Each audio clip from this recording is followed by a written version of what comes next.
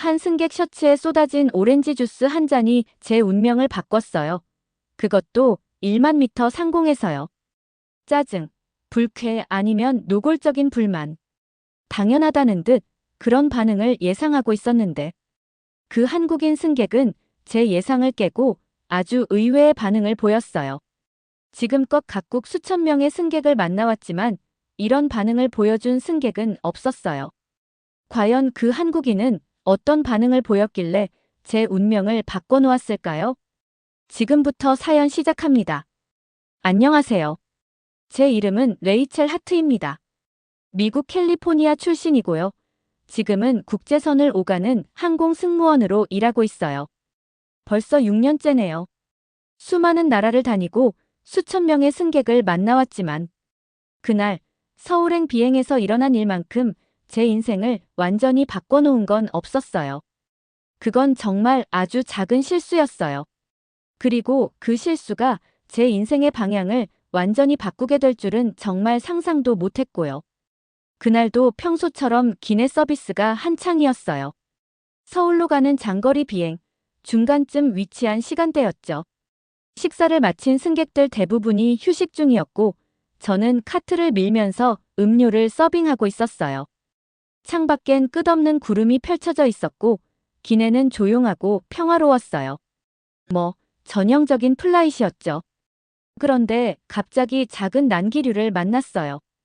아주 잠깐 흔들렸을 뿐이었는데 손에 들고 있던 오렌지 주스가 카트에서 쏟아져 버렸어요. 그것도 정통으로 한 남성 승객의 셔츠 위에요. 그 순간 저는 멘붕 상태였어요. 오마이갓, I'm so sorry를 연발하면서 물티슈를 꺼냈죠. 아무리 수년간 비행을 해도 이런 순간은 익숙해지지 않아요.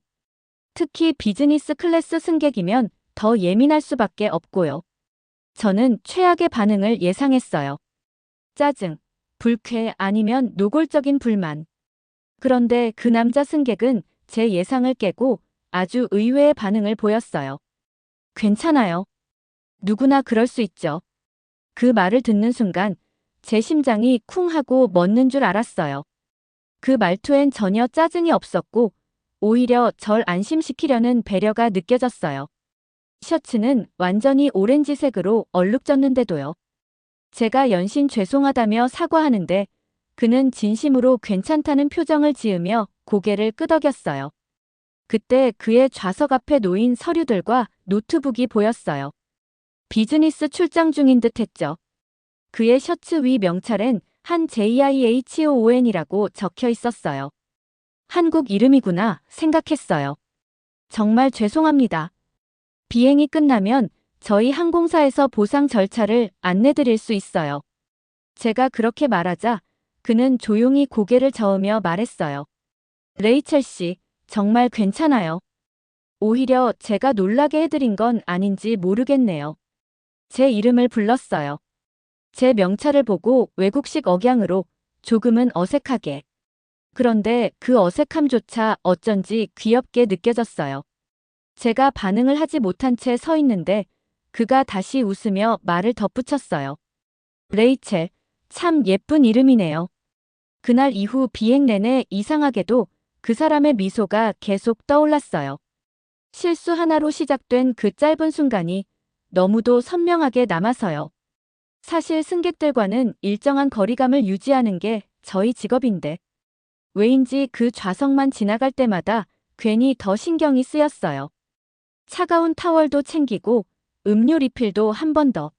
뭔가 저도 모르게 잘해주고 싶더라고요. 비행 막바지, 착륙 방송이 나올 무렵 마지막으로 좌석을 지나며 기내를 점검하는데 그가 책을 덮고 저를 보며 살짝 고개를 들었어요. 그리고 조용히 손을 들어 인사했죠. 저도 웃으며 고개를 끄덕였어요. 정말 별것 아닌 제스처였는데 이상하게 가슴이 두근거렸어요. 왜 그랬는지 그땐 몰랐죠. 비행기는 무사히 인천공항에 착륙했고 승객들이 하나둘 내릴 때 저는 제자리에 서서 안내를 하고 있었어요. 그리고 그가 지나갔죠. 아무 말 없이 짐을 든 채 조용히 걸어나가는 뒷모습. 저는 속으로 생각했어요. 이 사람을 다시 볼 수 있을까? 하지만 아니죠. 국제선 승무원은 하루에 수백 명의 승객을 만나요. 단 한 명을 다시 만난다는 건 거의 기적에 가까운 일이에요. 게다가 저는 미국, 그는 한국. 현실적으로 불가능하다고 생각했어요. 그런데요, 인생은 종종 말도 안 되는 우연을 만들어내요. 운명은 꼭 난기류처럼 예고 없이 찾아오잖아요. 그리고 저는 그 말을 아주 곧 믿게 되었습니다. 서울에 도착한 날 밤, 호텔 창밖으로 보이던 불빛이 이상하게 낯설지가 않았어요. 뉴욕이랑은 분명 다른데 어딘가 모르게 따뜻하고 부드럽다고 해야 하나요? 비행 끝나고 피곤했는데도 마음은 오히려 더 깨어있는 기분이었어요. 이상하죠? 단순히 한 번 마주쳤던 남자 때문이었을까요? 자꾸만 그 미소가 머릿속에서 떠나질 않았어요. 침대에 누워 천장을 바라보다가 무심코 그 남자의 이름을 떠올렸어요. 한지훈. 손글씨처럼 또렷하게 각인된 이름. 셔츠에 묻은 오렌지 주스보다 더 선명하게 제 기억 속에 남아 있었어요. 다음 날 아침, 시차 때문에 너무 일찍 눈이 떠졌어요. 원래 같으면 호텔에서 아침 먹고 잠시 쉬었을 텐데, 그날은 이상하게도 밖에 나가고 싶더라고요. 서울이라는 도시를 조금이라도 느껴보고 싶었어요. 그래서 편한 옷으로 갈아입고 커피 한 잔 마실 수 있는 카페를 찾으러 호텔 근처를 걸었죠. 걷다가 어느 순간 딱 멈췄어요. 골목길 모퉁이에 작은 간판이 보였거든요. 카페 세라핌. 예쁘게 손글씨로 쓰여 있었어요. 뭔가 감이 왔다고 해야 할까요? 별 생각 없이 문을 열고 들어갔는데 믿기지 않는 장면이 눈앞에 펼쳐졌어요. 그 사람이 거기 있었어요. 한지훈 씨. 창가 구석에 앉아서 책을 읽고 있었죠. 처음엔 저도 멈칫했어요. 제가 잘못 본 건가 싶어서. 근데 아니었어요. 그도 고개를 들어 저를 봤고 눈이 마주치자마자 놀라서 웃었어요. 저도 웃었죠. 너무 당황해서 어색하게 혹시 비행기에서라고 말했더니 그가 먼저 자리에서 일어나 다가왔어요. 정말 놀랍네요. 여기서 다시 뵙다니요. 그 순간 심장이 다시 두근거리기 시작했어요. 영화 같은 장면이 현실이 되는 기분, 그런 거요. 그가 자리에 앉자고 손짓했고 저는 자연스럽게 그의 테이블에 앉았어요. 이 근처 회사 다니세요? 제가 물었죠. 그가 고개를 끄덕이며 대답했어요. 네, 이 근처에서 스타트업 하고 있어요. 아침마다 이 카페에 자주 와요. 오늘은 휴가라 천천히 책 좀 보려고 했는데. 그 다음 말은 안 했지만 저도 알 수 있었어요. 이런 우연이 그에게도 신기하다는 걸요. 그리고 전 말했죠. 정말 죄송했어요. 셔츠에 주스를 쏟아서. 그가 손을 들어 말렸어요. 괜찮아요. 덕분에 이렇게 다시 만났잖아요. 운명인가 봐요. 순간 가슴이 철렁했어요. 운명이라는 단어. 그가 진심으로 한 말이라는 걸 표정에서 느낄 수 있었어요. 그리고 저도 모르게 웃음이 나왔죠. 커피를 마시며 이런저런 이야기를 나눴어요. 그는 개발자고 해외 출장도 자주 다닌다고 했어요. LA에도 가본 적 있다면서 캘리포니아 얘기를 물어보더라고요. 대화는 전혀 어색하지 않았어요. 오히려 너무 자연스러워서 시간 가는 줄 몰랐어요. 서울에 얼마나 계실 거예요? 그가 조심스레 물었어요. 내일 저녁에 돌아가요. 이번엔 레이오버가 짧아서. 그 말을 하자마자 저도 모르게 아쉬운 표정을 지었고 그도 말없이 고개를 끄덕였어요. 잠시 정적이 흘렀어요. 그런데 그가 말했어요. 그럼 오늘 하루 서울 구경시켜드릴게요. 괜찮으시다면요? 망설일 이유가 없었어요. 저는 고개를 끄덕였고 그렇게 그날은 시작됐어요. 낯선 도시에서 낯설지 않은 사람과 함께 보낸 하루. 처음 간 곳은 경복궁이었어요. 궁 안을 걷는 동안 그는 서울의 역사에 대해 짧게 설명해줬고 저는 들으면서 생각했어요. 이 도시, 이 사람 참 따뜻하다고요. 다음은 인사동, 그 다음은 명동. 바쁘고 북적이는 거리였지만 그의 옆에 있으면 전혀 피곤하지 않았어요. 그리고 정말 놀란 건 사람들이 얼마나 질서를 잘 지키는지였어요. 특히 지하철. 런던이나 뉴욕이랑은 전혀 달랐어요. 여기 사람들 왜 이렇게 조용한 거예요? 제가 작게 물었더니 그가 웃으며 답했어요. 다른 사람을 배려하는 게 자연스러운 거라서요. 지하철 안에서 노인이 타자 젊은이들이 동시에 자리에서 일어나는 장면을 보며 또 한 번 놀랐고요. 런던이나 뉴욕에선 절대 보기 힘든 광경이었거든요. 횡단보도에서도 아무 차도 안 오는데도 사람들은 신호가 바뀔 때까지 기다리더라고요.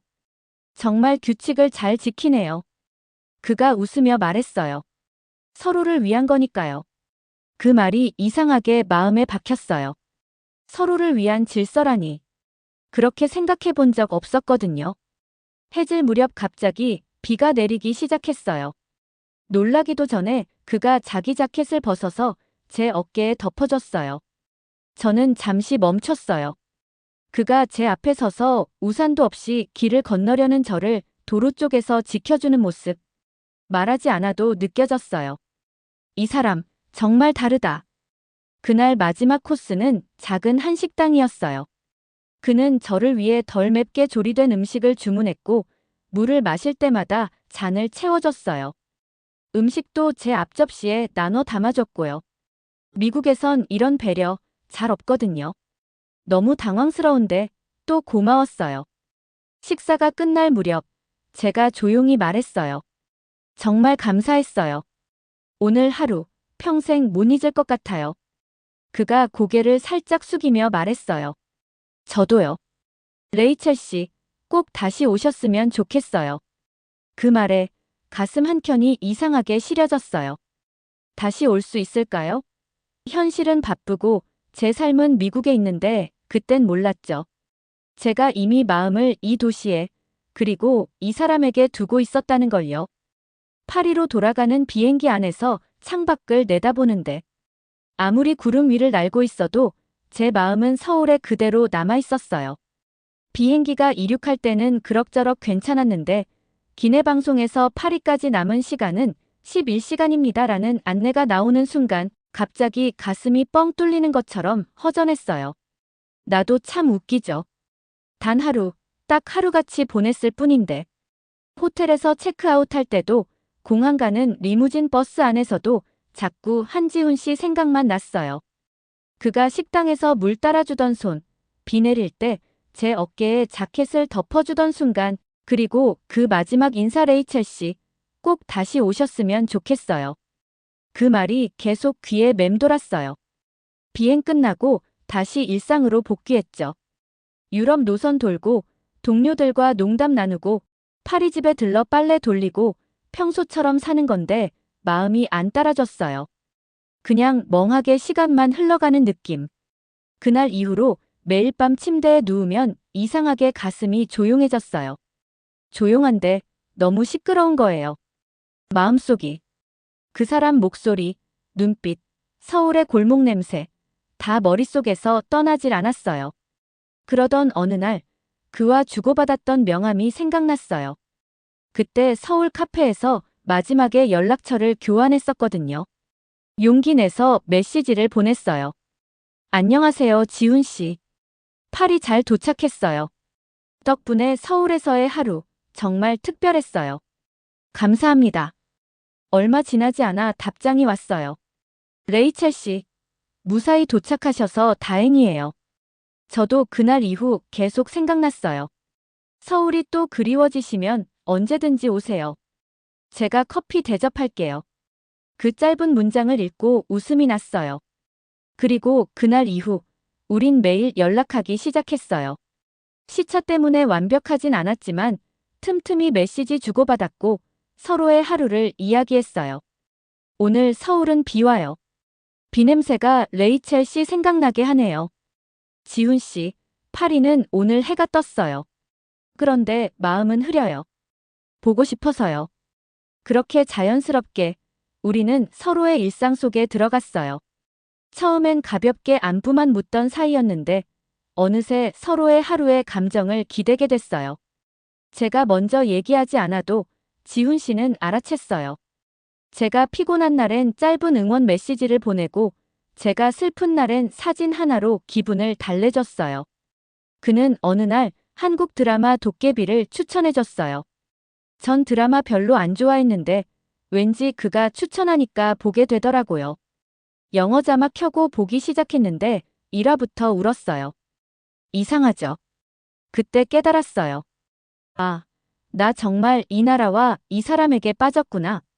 비행 끝나고 호텔방에서 드라마 보고 김치찌개 배달시켜 먹고 서울 관련 다큐멘터리 찾아보는 내가 낯설었어요. 근데 또 이상하게 편했어요.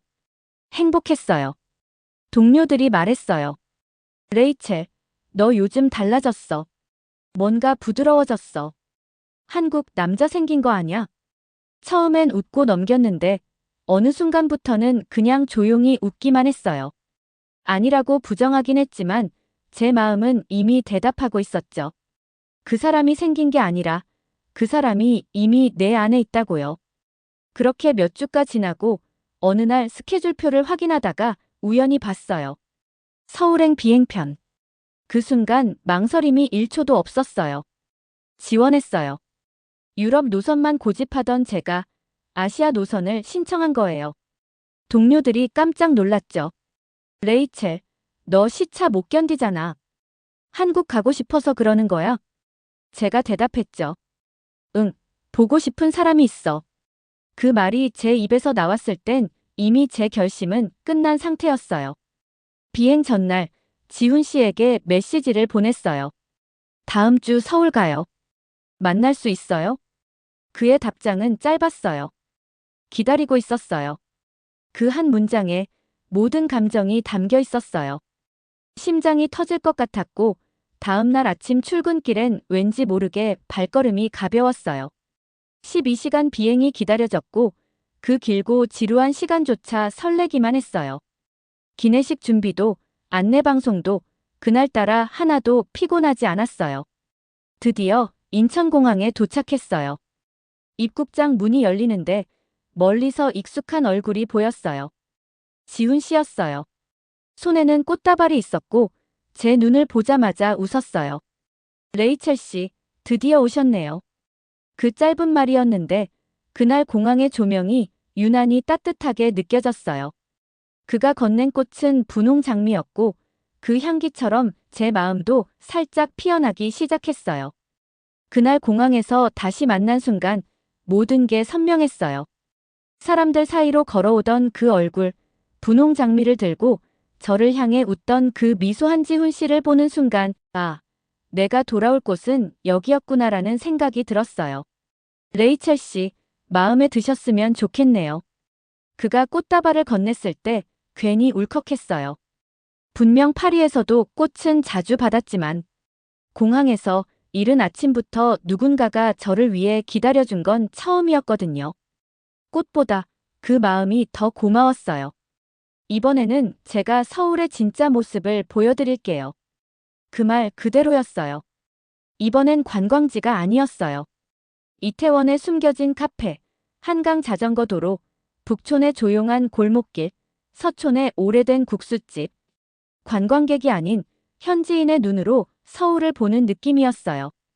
어디를 가도 그는 항상 한 발짝 앞서서 제 속도를 맞춰줬고요.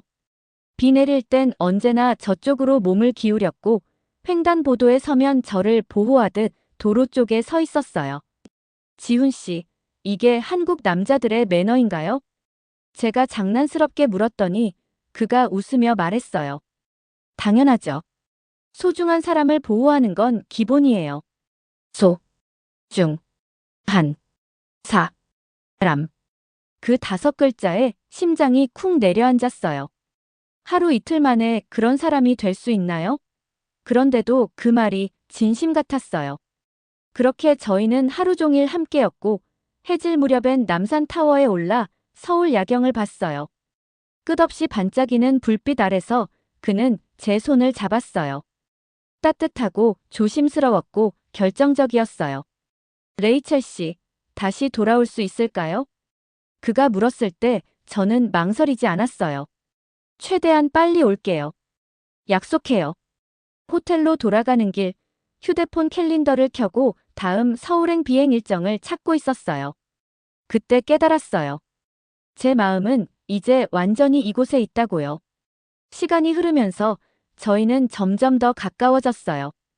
파리와 서울, 물리적으로 멀지만 마음은 늘 가까웠어요. 우리는 서로의 일상에 스며들었고 자연스럽게 미래를 상상하게 됐어요. 그러던 어느 날 그가 조심스럽게 말했어요. 레이첼 씨, 저희 부모님 만나보실래요? 심장이 쿵했어요. 이게 단순한 만남이 아니라는 걸 알았거든요. 설렘 반, 긴장 반으로 대답했어요. 네, 만나고 싶어요. 그의 집은 서울 북쪽 아파트였어요. 문을 열자마자 따뜻한 음식 냄새가 났고 현관엔 제 발 사이즈에 맞는 예쁜 슬리퍼가 놓여 있었어요. 그의 어머니가 특별히 준비하셨다네요. 이미 거기서부터 눈물이 날 뻔했어요. 거실에 들어서자 어머님이 환하게 웃으시며 손짓하셨어요. 영어는 못하시지만 그 따뜻한 눈빛 하나로 충분했어요. 그리고 식탁을 보고 숨이 멎는 줄 알았어요. 잡채, 불고기, 갈비, 나물, 김치, 떡갈비까지 적어도 15가지 넘는 음식이 준비되어 있었어요. 이게 다 저를 위해서요? 지훈 씨가 고개를 끄덕였어요. 어머니께서 며칠 전부터 준비하셨어요. 레이첼 씨를 가족처럼 대하고 싶다고 하셨어요. 그 말을 듣는 순간 울컥했어요. 영어 한마디 못하시는 어머니가 저를 위해 음식으로 마음을 표현하고 계셨어요. 식사 중엔 계속 제 그릇에 반찬을 덜어주셨고 많이 드세요. 맛있어요라는 말만 반복하셨지만 그 한마디 한마디가 깊이 박혔어요. 전 서툰 한국어로 감사합니다. 진짜 맛있어요라고 했고 어머님은 기쁘게 웃으셨어요. 식사가 끝난 후 가족 앨범을 보여주시는데 그 속에 있는 어린 지훈 씨 사진을 보며 다 같이 웃었어요. 그 순간 진짜 가족이 된 것 같았어요. 집을 나설 때 어머니가 과일 봉지를 손에 쥐어주셨는데 그 작은 정성이 너무 따뜻했어요. 돌아가는 길에 말했어요. 지훈 씨, 부모님 정말 따뜻하세요. 처음 만나는 외국인한테 이렇게까지 해주시다니. 그가 말했어요. 레이첼 씨는 이제 우리 가족이에요. 그날 이후 마음이 더 단단해졌어요. 저는 결심했어요. 지훈 씨, 저 한국에서 살고 싶어요. 그가 놀라더니 갑자기 제 손을 잡고 무릎을 꿇었어요. 레이첼, 결혼해 줄래요?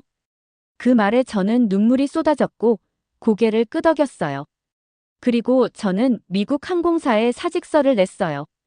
가족과 친구, 익숙한 삶을 뒤로하고 한국에 오기로 했어요.